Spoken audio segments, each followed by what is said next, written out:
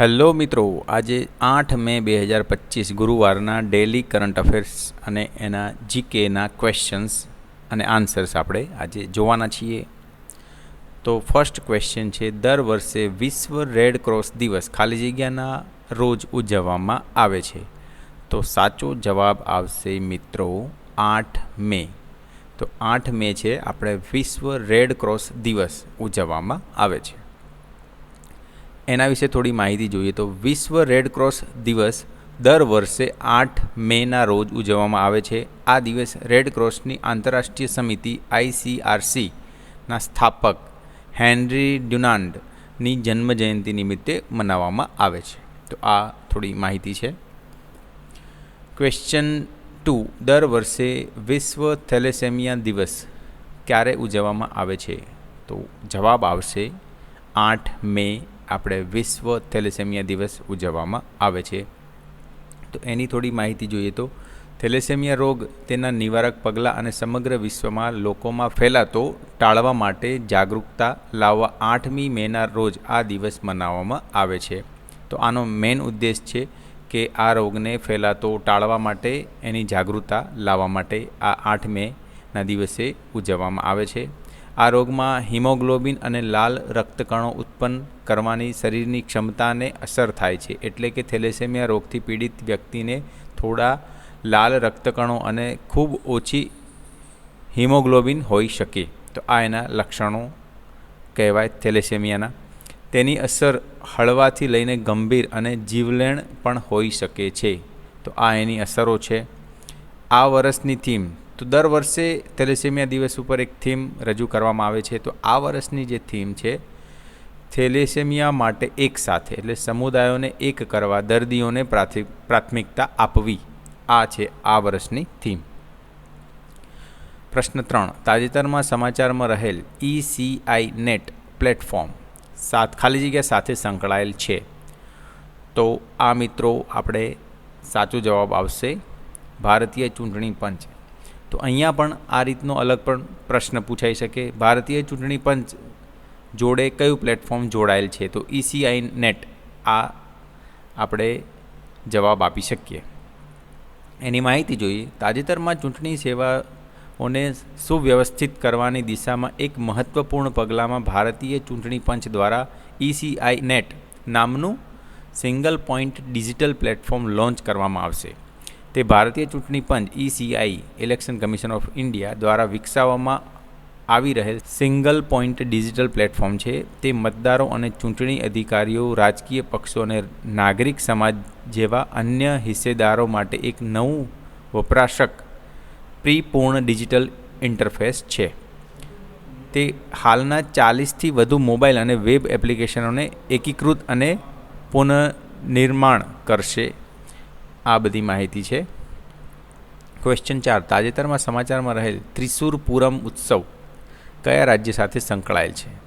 તો સાચો જવાબ આવશે કેરળ. એની માહિતી અહીંયા આપેલી છે. તાજેતરમાં કેરળના ત્રિશુરમાં આવેલ ઐતિહાસિક વડક્કુનાથન મંદિરમાં ત્રિશુર પૂરમ ઉત્સવની ઉજવણી કરવામાં આવી હતી. તેને રાજ્યનો સૌથી ભવ્ય મંદિર ઉત્સવ માનવામાં આવે છે. તો આ એની સંપૂર્ણ માહિતી છે. પ્રશ્ન 5, તાજેતરમાં કેન્દ્ર સરકાર દ્વારા રાજ્યોને ખાલી જગ્યાના રોજ દેશભરમાં નાગરિક સંરક્ષણ તૈયારીઓનું મૂલ્યાંકન કરવા માટે મોક ડ્રીલ કરવાનો નિર્દેશ આપવામાં આવ્યો હતો. તો આ 7 મે જવાબ આવશે. કેન્દ્ર સરકાર દ્વારા મોક ડ્રીલ 7 મે આપણે યોજવામાં આવી હતી.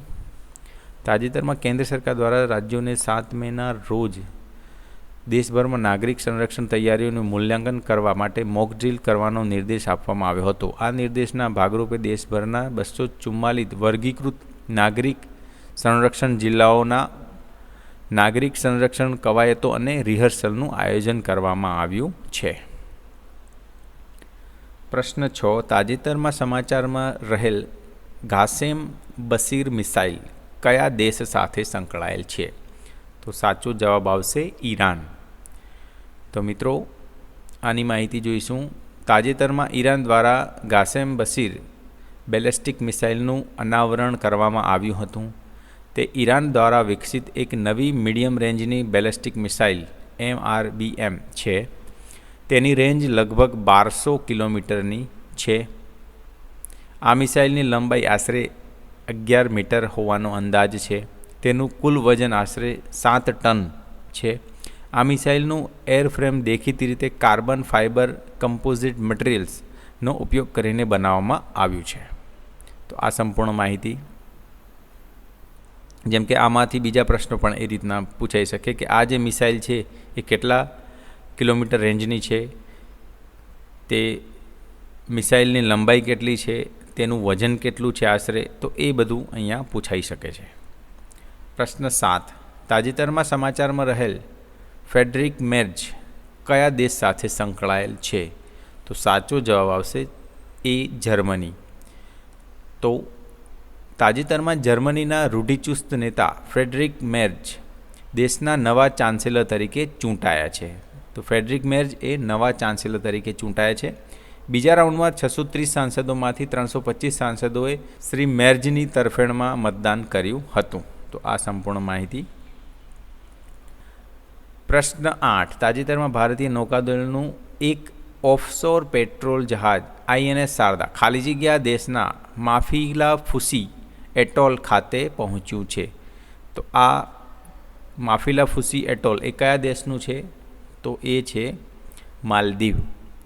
તો આના વિશે માહિતી જોઈએ. તાજેતરમાં ભારતીય નૌકાદળનું એક ઓફશોર પેટ્રોલ જહાજ INS શારદા 4 મેથી 10 મે 2025 દરમિયાન યોજાનારી તેની પ્રથમ માનવતાવાદી સહાય અને આપત્તિ રાહત HADR કવાયતમાં ભાગ લેવા માટે માલદીવના માફિલાફુસી એટોલ ખાતે પહોંચી ગયું છે. તો અહીંયા પણ મિત્રો અલગ અલગ રીતે પ્રશ્નો પૂછી શકે કે જે જહાજ માલદીવ ખાતે માફિલાફુસી એટોલ ખાતે પહોંચ્યું છે એનું નામ શું છે? તો આ રીતના અલગ અલગ ઇન્ફોર્મેશન પૂછી શકે છે. તો મિત્રો આ રીતના જીકે અને ડેલી કરંટ અફેર્સ માટે અમારી ચેનલને સબસ્ક્રાઈબ કરો. ધન્યવાદ.